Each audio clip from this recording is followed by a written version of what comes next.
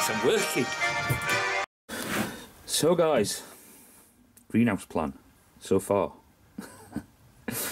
I've looked at angle at roof, 135. Half of 135 is 67.5, yeah, so that'd be 67.5. I've been asked by professionals on a site, well, about doing these angles. Right, obviously your angle's got to be off of what your angle is, yeah? That would bring it back straight, so you've got two pieces, makes that angle.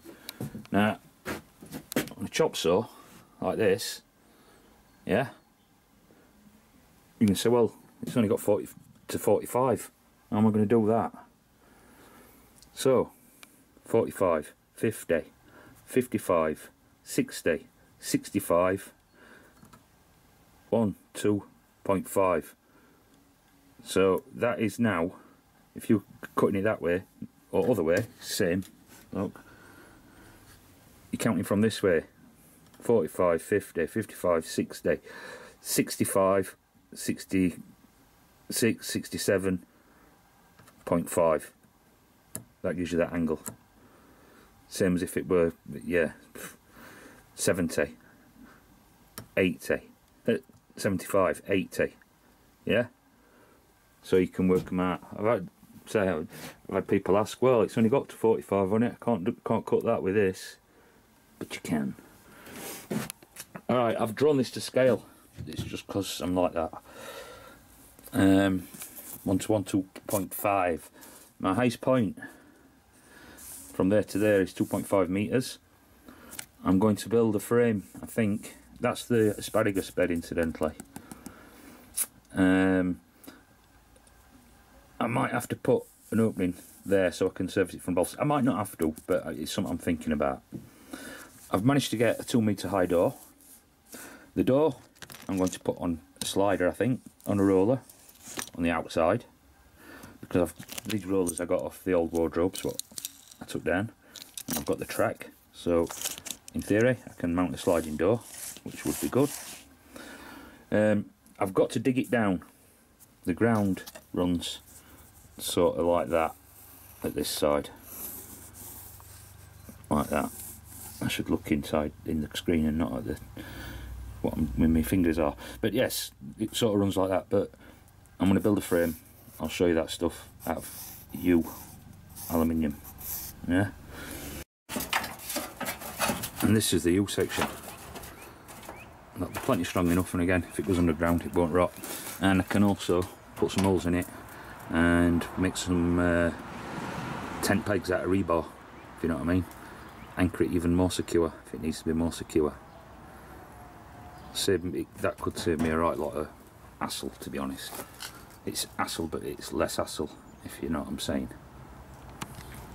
And if I lay this frame in here, then whatever's underground don't matter. I could even build it bigger on that side to account for that bigger drop. I've split this into 3, so they're like 666.6. That's the number of the greenhouse. Reason being is I'm going to be using this for the walls. Obviously there's not enough there, but I've got some of this stuff, hopefully enough for all of it. But then I know some of it's got holes in, it's been used, it come off a scaffold at work, and so I can put it in panel by panel, and if I need to replace a panel at any point, then I can replace a panel. I'd prefer not to do the roof in it. If I can get some of this stuff.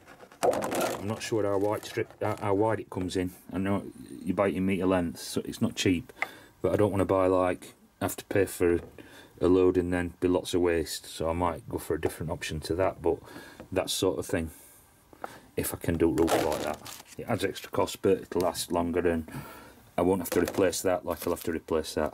Replacing that on sides is not as much a pain as replacing that on roof for me, you know.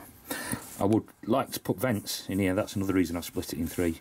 I'm looking at putting vents in here both sides, because then if I've got to do any work on roof, I can do it using that vent or the one on the other side. That's the plan. Here, like I say, the aluminium and here would be concrete board, like a rotten quail cage. That's the concrete board. That's 125 centimetres deep. So that would cover onto that frame I made. The roof, the garage is 3.2 garage to garage end, or if I go the full width, making that a 2 metre strip, I would have to go over end at garage and turn that in. I'll show you that as well. So that's what I'm saying about that. I could go, well, 2 metres comes to about there, gives me about an extra 30 centimetres on width, but it means I'll have to plastic that piece in there. Not a big problem. And I think that's about that. Oh no, if I do this stuff, use the aluminium, which I'm 99.9 sure I am going to do now, then I'll put a top plate on it like that, and then the side parts will fit in like that. If you imagine then that, if you imagine that's like that, and then that carry on like that. Yeah, very secure, very strong. That's what I want. Good thing about the aluminium, if it's underground, it's not going to rot. I've no wood underground. Good thing about doing the aluminium frame round first is I can bring all that level, and then I know all my measurements, which I can get off this or off any. I can take the measurements, you know. This here, that's the garage wall, yeah. And I've got the garage eaves. That's how I'm fixing to garage eaves. If you imagine that will be gone there like that. That's again my angle, yeah. That's the angle, and that will be going out to garage eaves. And that's to fit to roof, and that will be under tiles. So what I'm going to have to do with that as well is wrap it somehow so that I'm not getting stuff behind this. I'll have to sort that out. Aluminium tape probably. And these pieces will also be made like this. Beauty of this is then I could double glaze it if I wanted to. I could pin some more plastic in winter on inside, so I'd have actually a double shell, complete double shell greenhouse. Because that again, that's a very strong construction. It's not an I-beam, but it's half an I-beam if you want, and that would be me outside. And also with my roof structure here. But what I'd do with that here, with Fenster, Deutsch, sprechen die Deutsch.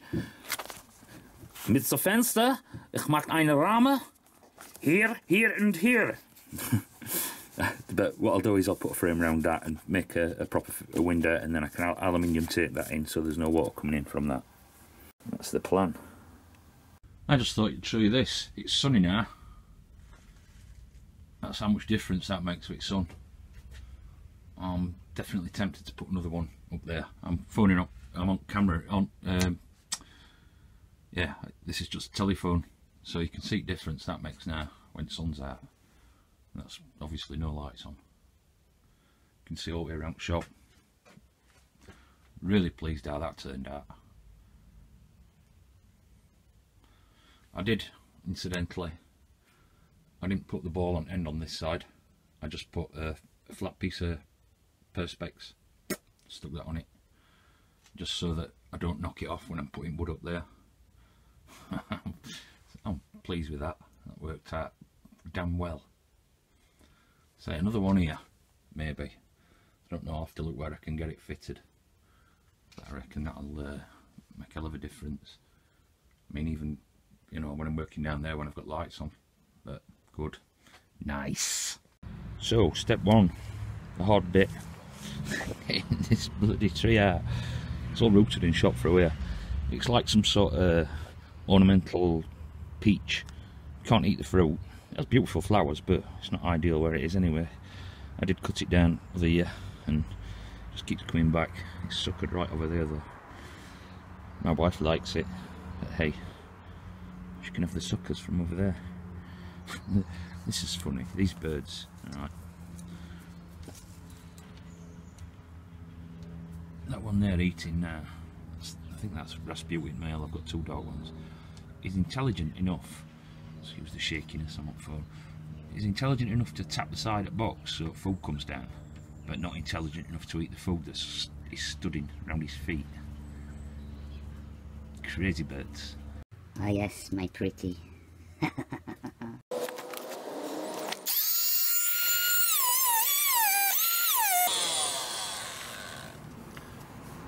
It's not going as planned.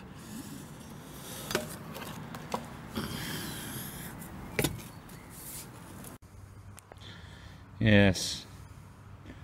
Go and get another shovel. Got my gold shovel. Fix the other shovel. But you can see I think it's going under fundament.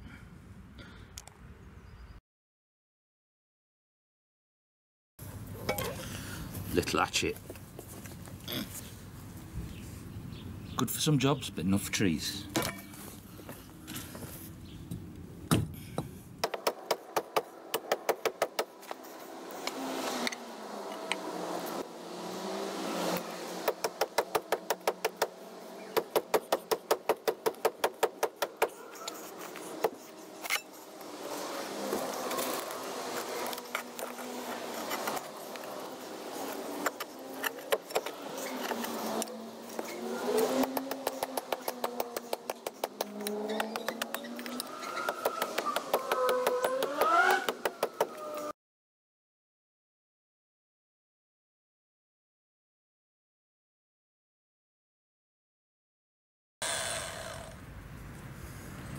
The problem with that is because it's wet, the wood, it doesn't clean the blades out.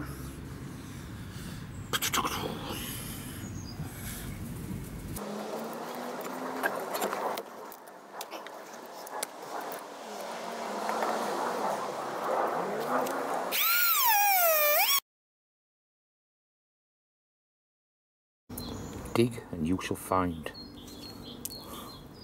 an old shoe scraper. Homemade by the previous owners of this house. Loonies, lay some eggs.